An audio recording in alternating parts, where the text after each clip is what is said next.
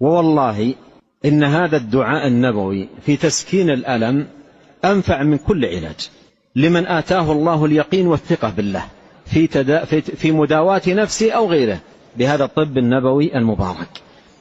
لكن من يقوله على سبيل التجربة، احتمال، يمكن، لعله، فهذا ما يستفيد. وإنما الفائدة تأتي مع قوة اليقين والثقة بالله سبحانه وتعالى. أن رسول الله صلى الله عليه وسلم قال: ضع يمينك على المكان الذي تشتكي، أي من جسدك.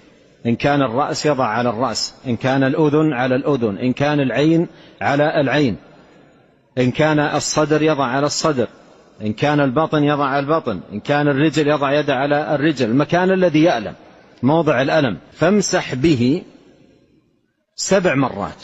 يعني بهذا المكان امسح به 7 مرات، وقل: أعوذ بعزة الله وقدرته من شر ما أجد، في كل مرة، وفي رواية في كل مسحة، في كل مرة، وفي رواية في كل مسحة.